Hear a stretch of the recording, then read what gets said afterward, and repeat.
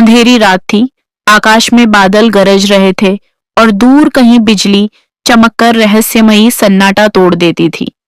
गांव का नाम था कालेश्वरीपुर, एक छोटा लेकिन पुराना गांव जो अपने मंदिर और उस मंदिर की देवी मां काली के लिए प्रसिद्ध था।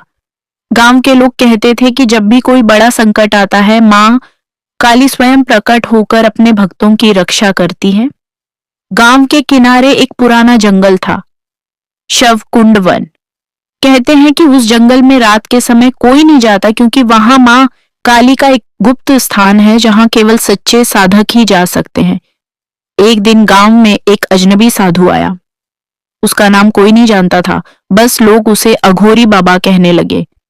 उसकी आंखों में एक अजीब चमक थी, जैसे वो इस संसार से परे कुछ देख सकता हो।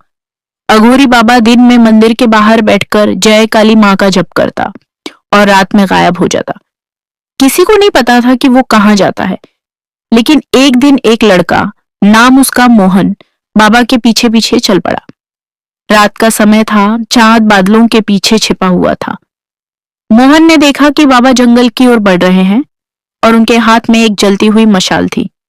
जंगल में घुसते ही एक अजीब सी ठंडक थी और हवा में धूप और राख की मिली-जुली गंध। बाबा एक पुराने काले मंदिर के पास पहुंचे। वो मंदिर बहुत प्राचीन था और उसके ऊपर चमगादड़ें मंडरा रही थी। मोहन डर के मारे एक पेड़ के पीछे छिप गया। बाबा ने मंत्रोच्चार शुरू किया, एयूएम क्रीं कालिकाय नमः। चारों ओर हवाएं तेज चलने लगी, पेड़ों की डालियां हिलने लगीं। अचानक जमीन पर एक कंपन हुआ और मंदिर के अंदर से एक गहरी आवाज आई, कौन है जो मुझे पुकार रहा है? बाबा ने कहा, मां, मैं आपका दास हूं, आपके दर्शन के लिए आया हूं। तभी मंदिर के गर्भगृह से एक काली छाया प्रकट हुई। उसकी आंखें लाल अग्नि जैसी जल रही थीं, बाल खुले हुए थे और गले में मुंडमाला थी। वो मां काली थी, भयंकर परंतु दिव्य। मोहन की सांसें रुक गईं, उसका शरीर कांपने लगा। मां ने बाबा से कहा, जो तुमने साधना शुरू की है उसका फल तुम्हें तभी मिलेगा जब तुम्हारा मन निर्मल होगा। मेरे नाम का जाप शक्ति देता है, पर लोभ तुम्हें नष्ट कर देगा। बाबा ने कहा, मां, मैं अमृतत्व चाहता हूं, मुझे मृत्यु से मुक्ति चाहिए। मां काली ने हंसते हुए कहा, अमृतत्व पाने की चाह रखने वाला सदा अधूरा रहता है। क्या तुम सच में त्याग के अर्थ को जानते हो? तभी बिजली चमकी और मां गायब हो गई।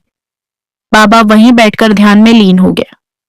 दूसरे दिन मोहन ने गांव वालों को सब बताया, पर किसी ने विश्वास नहीं किया। सबने कहा कि यह सिर्फ उसका सपना था। लेकिन उसी रात बाबा फिर से जंगल गए। इस बार उन्होंने अपने साथ कुछ चीजें लीं, एक खोपड़ी, एक घंटी और एक दीपक। उन्होंने वही साधना फिर शुरू की और इस बार पूरी रात मंत्र गूंजते रहे। सुबह तक आसमान लाल हो गया।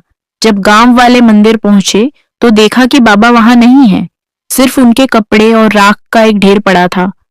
पर उस राख के बीच एक चमकती हुई लाल मणि थी जो जल रही थी जैसे आग की लपट हो। पुजारी ने उस मणि को मंदिर में रख दिया। उसी दिन से मंदिर के गर्भगृह में देवी की मूर्ति अपने आप चमकने लगी। समय बीतता गया।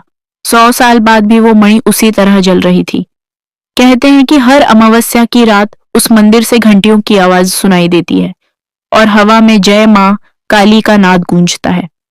एक दिन एक युवती, नाम था राधिका, शहर से उस गांव आई। वो इतिहास की छात्रा थी और देवी स्थलों पर शोध कर रही थी। उसने गांव वालों से मां काली के रहस्य के बारे में पूछा तो सबने कहा, इसमें मत पड़ना बेटी, ये कोई सामान्य मंदिर नहीं है। लेकिन राधिका नहीं मानी। वो रात को अपने कैमरे और टॉर्च के साथ जंगल की तरफ निकल पड़ी। हवा में फिर वही ठंडक थी। उसने मंदिर तक पहुंचते ही महसूस किया कि किसी की नजर उस पर है। अचानक दीपक अपने आप जल उठा। राधिका का कैमरा अपने आप ऑन हो गया और स्क्रीन पर कुछ आकृतियां दिखने लगीं, जैसे कोई पुरानी साधना दोहराई जा रही हो। वो डर के मारे पीछे हटी, पर तभी मंदिर के भीतर से आवाज आई, डरो मत बेटी, तू सत्य की खोज में है। राधिका ने पूछा, आप कौन हैं? आवाज बोली, मैं वही शक्ति हूं जो हर जीव में है। मैं वही मां काली हूं जिसने अघोरी को मुक्त किया था। तेरा मन निर्मल है, इसलिए तू देख पा रही है जो औरों से छिपा है। अचानक मंदिर की दीवारें चमकने लगीं, जैसे उनमें जीवन दौड़ गया हो। दीवारों पर देवी के अनेक रूप उभर आए, भद्रकाली, श्यामकाली, महाकाली।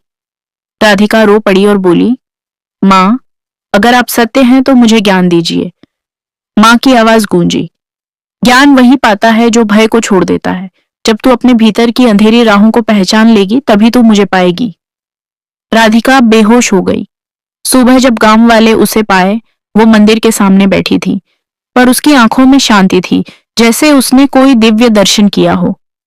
उसने बताया कि मां काली ने उसे आदेश दिया है, इस मंदिर की रक्षा करना, यहां कोई स्वार्थी साधना न हो।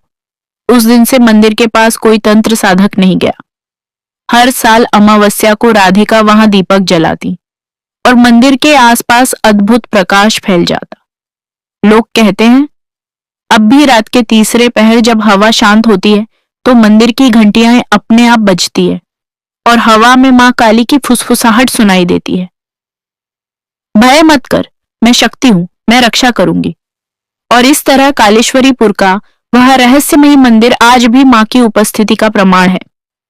कोई देख पाए या न देख पाए, पर जो वहां सच्चे मन से जय मां काली कहता है, उसे उस रात एक दिव्य आलोक अवश्य दिखाई देता है, जैसे स्वयं मां मुस्कुराकर आशीर्वाद दे रही हो। क्या तुम कभी उस मंदिर जाओगे जहां शक्ति और रहस्य दोनों एक साथ निवास करते हैं? शायद तब तुम भी उस आवाज को सुन सकोगे, मैं काली हूं, समय की शक्ति, मृत्यु की भी पार करने वाली। और फिर अंधेरा सिमट जाता है और सिर्फ प्रकाश रह जाता है। मां काली का